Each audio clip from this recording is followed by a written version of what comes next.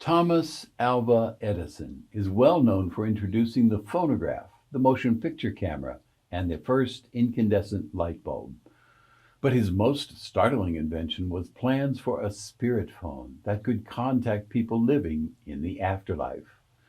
One of his motivations to produce the spirit phone was that his foremost rival, Nikola Tesla, was working to develop his own version of a phone to communicate with people living in the afterlife. In this video, I describe Edison and Tesla's plans for a phone that could contact the afterlife. And I will read to you the communication from Edison about the phone after he passed into the afterlife.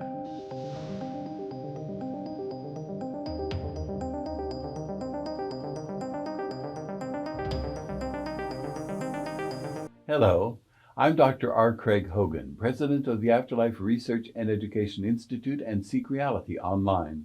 I'm the author of 8 books containing the evidence you will come to the end of this life, but you will never die. Edison and Tesla were bitter rivals in the development of electricity. Tesla's alternating current, or AC, eventually won out over Edison's safer but limited direct current, or DC. There was another interest they shared in common. Both believed there is life after death, and both were determined to develop devices that would allow people on Earth to communicate with people living in the afterlife. Around the turn of the 20th century, when electricity was first being used to light rooms at the flip of a switch and make images move on screen, the idea of using technology to contact spirits seemed feasible.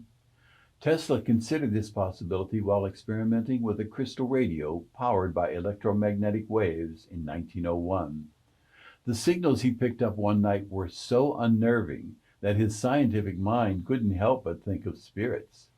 He wrote in his diary, "My first observations positively terrified me, as there was present in them something mysterious, not to say supernatural, and I was alone in my laboratory at night." In 1918, he wrote of similar voices he heard after tinkering with another radio. He wrote, "The sounds I'm listening to every night at first appear to be human voices, conversing back and forth in a language I cannot understand. I find it difficult to imagine that I am actually hearing real voices from people not of this planet. There must be a more simple explanation that has so far eluded me." Edison was intrigued by the evidence that people live on after the death of the body. When he learned that Tesla was building a device that would communicate with the afterlife, he set out to build his own device. In 1920, he told the American magazine, "I've been at work for some time building an apparatus to see if it is possible for personalities who have left this earth to communicate with us." Others later referred to his device as his spirit phone. As with all of his experiments, the development of the spirit phone was rooted in science. Edison pulled from the work of the physicists of the time, particularly the theories of quantum entanglement and Einstein's theories about mass and energy. Edison thought that since it is possible for energy and mass to be interchangeable, then perhaps the spirits of living people become coherent units of energy when their bodies stop working. And if entangled particles can affect each other across great distances, as the quantum entanglement theory states, then perhaps there's a way for those energy bundles to interact with our physical world.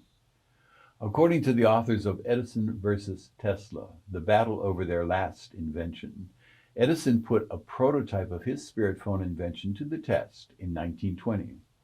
He invited both mediums and scientists to observe the mysterious experiment.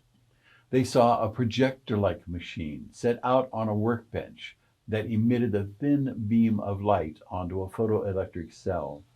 The illuminated cell was meant to detect the presence of forces and objects moving through the beam, even those invisible to the naked eye. If a being from another world were to attend the gathering and pass through the light, a meter hooked up to the photoelectric cell would let them know about it. He continued working on his spirit phone throughout the 1920s. Edison was certain a device could be developed to communicate with people living in the afterlife. He even made plans to continue his work after his death. Edison transitioned into the afterlife in 1931, but leaving Earth didn't stop him from working on the spirit phone. He provided the specification for a spirit phone device through a group of afterlife researchers called the Skoll Group. The Skoll Group held meetings between 1993 and 1998 under the direction of researchers and mediums Robin and Sandra Foy and Alan and Diana Bennett in the cellar of Foy's 17th century farmhouse in Skoll, England. The Skoll Group met one evening in November 1996, as usual, and were visited by an individual in spirit who had a message for them about the spirit phone device. Those present included the 4 group members and 3 research guests: Montague Keene of the Society for Psychical Research, David Fontana, a professor of psychology at Cardiff University, and Arthur Ellison, a professor emeritus of electrical engineering at the City of London University. During the session, a spirit scientist instructed them on how to build the spirit phone device. He explained that the researchers must incorporate a piece of the metallic element called germanium, put under a small amount of pressure. The germanium device was a receiver they were to attach to a battery-run amplifier and a tape recorder. The device did not receive radio signals, but worked on an unknown principle that would help them communicate with the spirit world. There was no microphone attached, but those in the spirit world would be able to communicate, the speaker explained. The Skoll Group received more information about the device in a diagram that appeared on sealed film once it was developed. The group had put sealed, undeveloped film cartridges into a box during their sessions. At the end of the sessions, they would have the film developed. It would always contain writing across the length of the film, spanning multiple individual snapshots. After the speaker from the afterlife spoke to them, they took the unexposed film from the box and had it developed. On the film was a diagram of the device the person in spirit described. The film also contained the clear initials TAE for Thomas Alva Edison. The researchers compared the initials to the signature of initials he wrote when he was alive on Earth. The signatures matched perfectly. Professor Arthur Ellison of Cardiff University was at the meeting when Edison communicated to the group. Using the specifications, Ellison built the device. Then on January 21st, 1997, the Skoll Group experimented with it. At first there was only white noise. Then they heard a faint voice calling, "Hello." When they listened to the recording of the session, they heard the voice clearly. "Hello," a man's voice said. "Can you hear me? Can you hear me? This is Thomas calling. Can you hear me? Hello." The voice continued, "I shall continue this transmission in the hope that you can hear me clearly. You understand, my friends, that we are experiencing some difficulties, but we feel sure that these will be overcome. However, we feel we have made considerable progress upon the last attempt to communicate with you.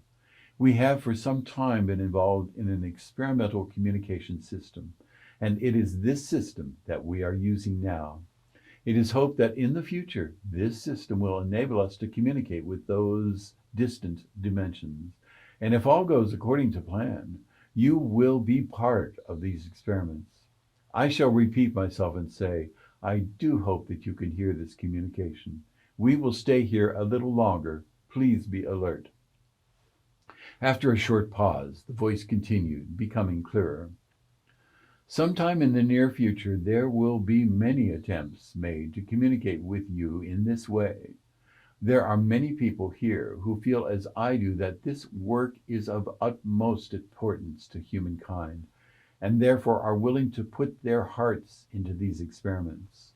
Thank you, my dear friends. Thank you for cooperating with us and giving us this moment of your time. May peace be with all of you. God bless you."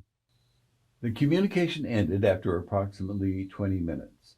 The speaker had left his initials on the film. It was Thomas Alva Edison. You can watch a video with detailed explanations of the Skoll group and Arthur Ellison's effort to build the spirit phone device at the link in the description below. Since then, few attempts to build and use the Edison device have occurred. Instead, researcher Sonia Rinaldi in Brazil developed a method in which she records the voices of people living in the afterlife using standard audio recorders. Sherry Pearl in the United States continued this work. You can listen to actual recordings at the link in the description below. From 1979 to 1982, researcher George Meek and medium Bill O'Neill used a device they created called Spiricom that successfully established two-way radio contact with the afterlife, producing clear, extended dialogues with a NASA engineer in the afterlife named Dr. Mueller. You can watch a video containing some of Meek and O'Neill's recordings in the link in the description below. The voice recordings of people living in the life after this life being made today are further evidence you will come to the end of this life, but you will never die.